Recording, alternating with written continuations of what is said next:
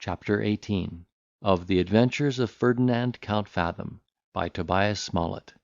This recording is in the public domain. Luckily for our adventurer,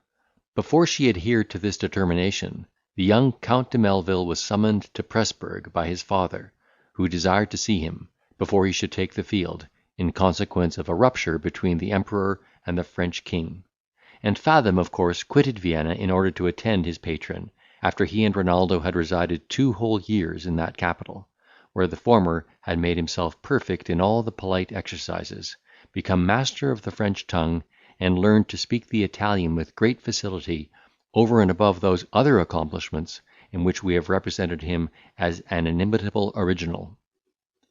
As for the young Count, his exteriors were so much improved by the company to which he had access, since his departure from his father's house,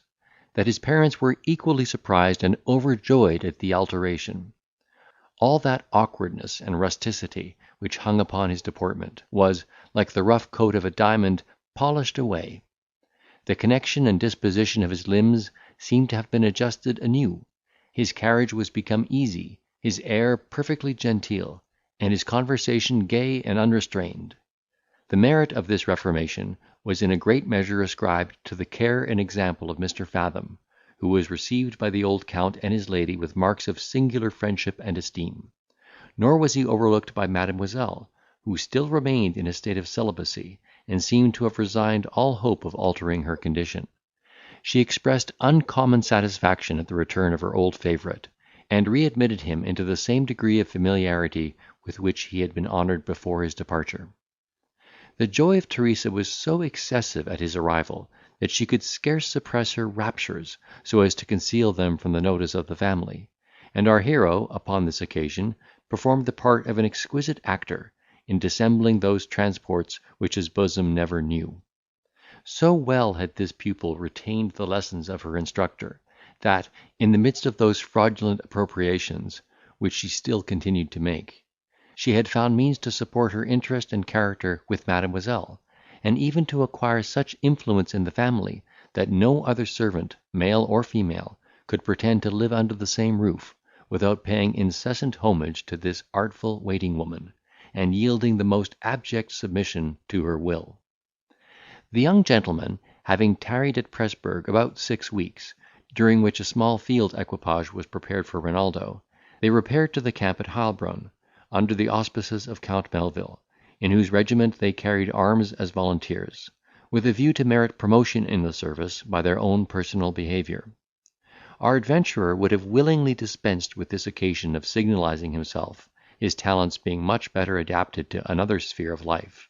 Nevertheless, he affected uncommon alacrity at the prospect of gathering laurels in the field, and subscribed to his fortune with a good grace, foreseeing that, even in a campaign, a man of his art and ingenuity might find means to consult his corporal safety, without any danger to his reputation. Accordingly, before he had lived full 3 weeks in camp, the damp situation and sudden change in his way of life had such a violent effect upon his constitution, that he was deprived of the use of all his limbs, and mourned, without ceasing, his hard fate, by which he found himself precluded from all opportunity of exerting his diligence, courage, and activity, in the character of a soldier, to which he now aspired. Renaldo, who was actually enamoured of a martial life, and missed no occasion of distinguishing himself, consoled his companion with great cordiality, encouraged him with the hope of seeing his constitution familiarised to the inconveniences of a camp, and accommodated him with everything which he thought would alleviate the pain of his body, as well as the anxiety of his mind.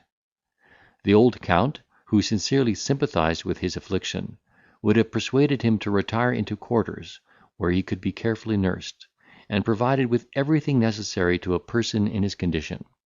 but such was his desire of glory, that he resisted his patron's importunities with great constancy, till at length, seeing the old gentleman obstinately determined to consult his health by removing him from the field, he gradually suffered himself to recover the use of his hands, made shift to sit up in his bed, and amuse himself with cards or backgammon, and, notwithstanding the feeble condition of his legs, ventured to ride out on horseback to visit the lines, though the Count and his son would never yield to his solicitations so far as to let him accompany Renaldo in those excursions and reconnoitring parties, by which a volunteer inures himself to toil and peril, and acquires that knowledge in the operations of war, which qualifies him for a command in the service.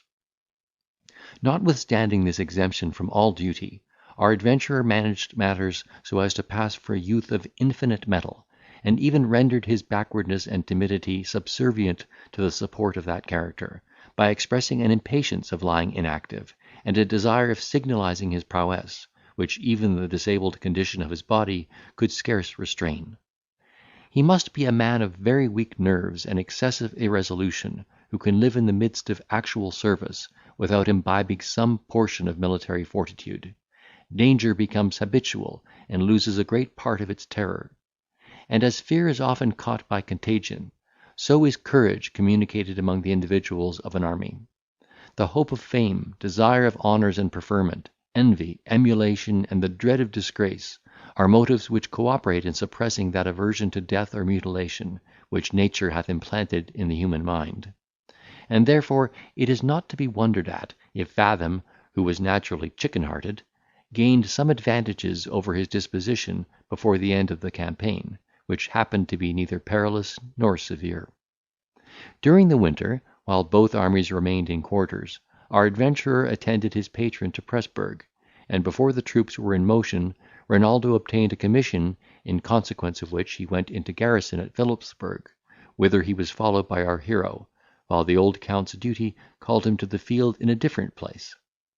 Ferdinand for some time had no reason to be dissatisfied with this disposition, by which he was at once delivered from the fatigues of a campaign, and the inspection of a severe censor, in the person of Count Melvil; and his satisfaction was still increased by an accidental meeting with the Tyrolese, who had been his confederate at Vienna, and now chanced to serve in garrison on the same footing with himself. These two knights errant renewed their former correspondence, and, as all soldiers are addicted to gaming, levied contributions upon all those officers who had money to lose, and temerity to play. However, they had not long pursued this branch of traffic, when their success was interrupted by a very serious occurrence, that for the present entirely detached the gentlemen in the garrison from such amusements. The French troops invested Fort Kiel, situated on the Rhine, opposite to Strasburg; and the Imperialists, dreading that the next storm would fall upon Philipsburg, employed themselves with great diligence to put that important fortress in a proper posture of defence. If the suspension of play was displeasing to our hero, the expectation of being besieged was by no means more agreeable. He knew the excellence of the French engineers, the power of their artillery, and the perseverance of their general.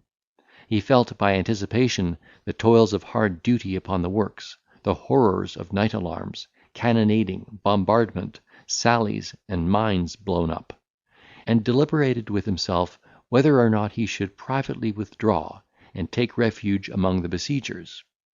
But when he reflected that such a step, besides the infamy that must attend it, would be like that of running upon Scylla, seeking to avoid Charybdis, as he would be exposed to more danger and inconvenience in the trenches than he could possibly undergo in the town, and after all run the risk of being taken and treated as a deserter. Upon these considerations, he resolved to submit himself to his destiny, and endeavour to mitigate the rigour of his fate by those arts he had formerly practised with success. He accordingly found means to enjoy a very bad state of health during the whole siege, which lasted about 6 weeks after the trenches were opened, and then the garrison marched out by capitulation, with all the honours of war. End of chapter 18.